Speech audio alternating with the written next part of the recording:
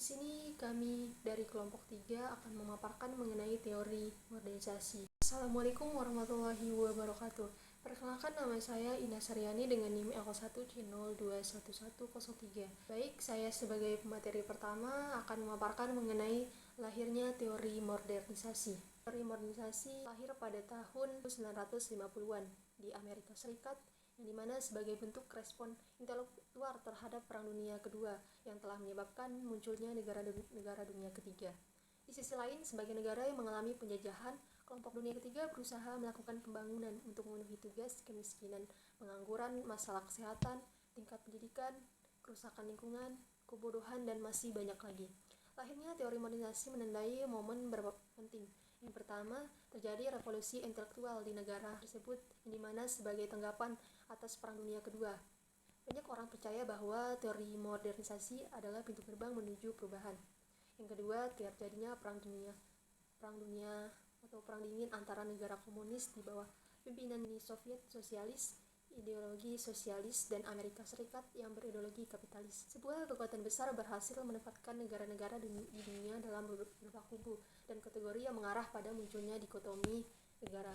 Pada saat itu, negara-negara terbagi dalam bentuk negara maju, negara terbelakang, negara miskin, negara sosialis, negara kapitalis, negara pusat, negara pinggiran, dan masih banyak lagi.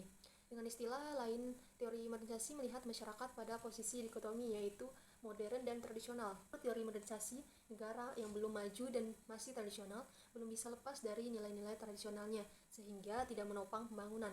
Kondisi ini menimbulkan persaingan serius yang tidak sehat antara negara sosialis yang dimotori Soviet dan negara kapitalis yang dimotori Amerika.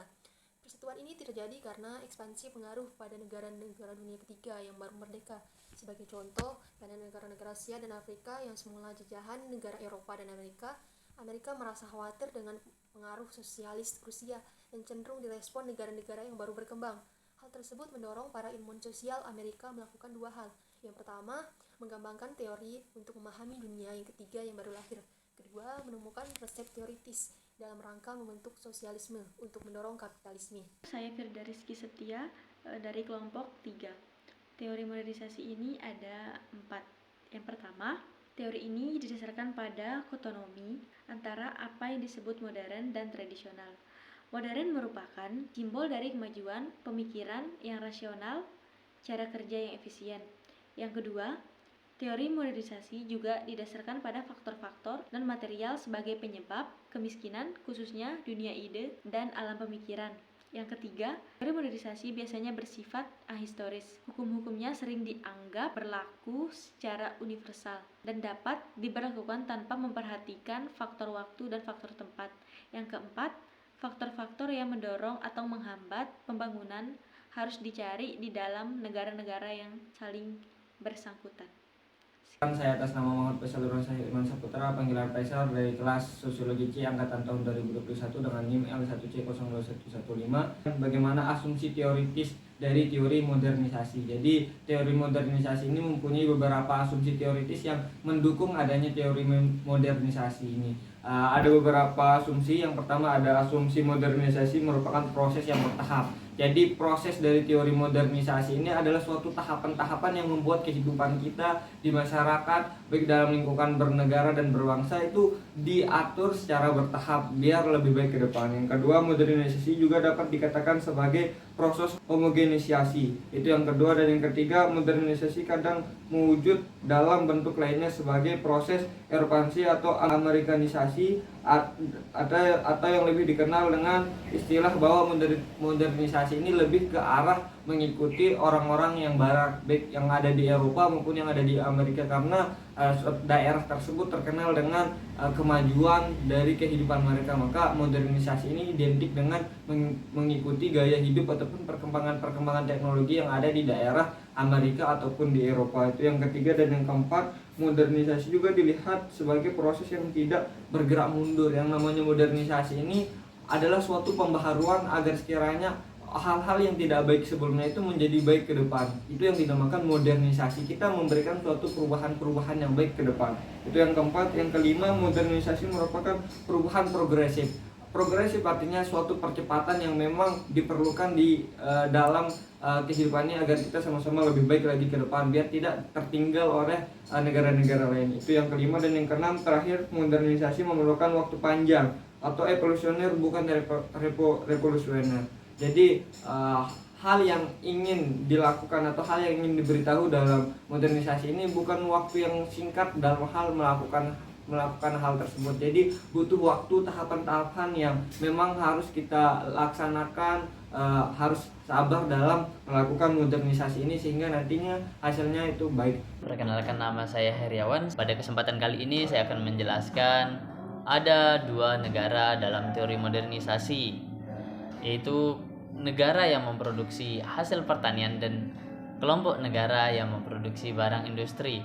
Pada kedua kelompok negara ini terjadi hubungan dagang dan keduanya menurut teori modernisasi saling menguntungkan. Akan tetapi setelah beberapa puluh tahun kemudian muncul suatu permasalahan, bahkan neraca perdagangan kedua kelompok negara ini berbeda, yang dimana negara yang memproduksi barang industri mendapatkan keuntungan yang sangat besar dan semakin kaya, sedangkan negara yang memproduksi hasil pertanian mendapatkan hasil yang kurang menguntungkan dan lebih tertinggal, atau bisa dikatakan miskin. Perkenalkan, nama saya Luarda Putra, akan menjelaskan pembagian dalam teori modernisasi. Yang pertama, teori Hart-Dormat, tabungan dan investasi. Masalah keterbelakangan adalah masalah kekurangan modal. Kalau ada modal dan modal itu diinvestasikan, hasilnya adalah pembangunan ekonomi. Prinsipnya kekurangan modal, tabungan dan investasi menjadi masalah utama dalam pembangunan.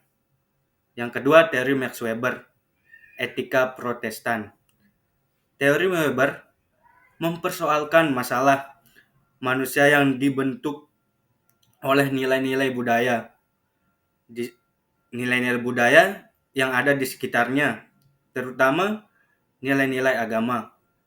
Etika Protestan yang dikemukakan Weber adalah cara bekerja yang keras dan sungguh-sungguh lepas dari imbalannya, dalam kolom materialnya. Yang ketiga, teori David Mislen, yaitu dorongan berprestasi atau yang dikenal dengan NACH. Mislen terkenal dengan konsepnya yaitu the need for achievement, dalam kurung kebutuhan atau dorongan untuk berprestasi, dan disingkat NACH. Ia mengatakan jika di dalam suatu masyarakat ada yang banyak memiliki NACH yang tinggi, dapat diharapkan masyarakat tersebut akan menghasilkan pertumbuhan ekonomi yang tinggi. Pembagian dalam teori modernisasi. Teori Max Weber, etika Protestan. Teori Weber mempersoalkan masalah manusia yang dibentuk oleh nilai-nilai budaya di sekitarnya, terutama nilai-nilai agama. Etika Protestan yang dikemukakan oleh Weber adalah cara bekerja yang keras dan sungguh-sungguh lepas dari imbalannya atau materialnya.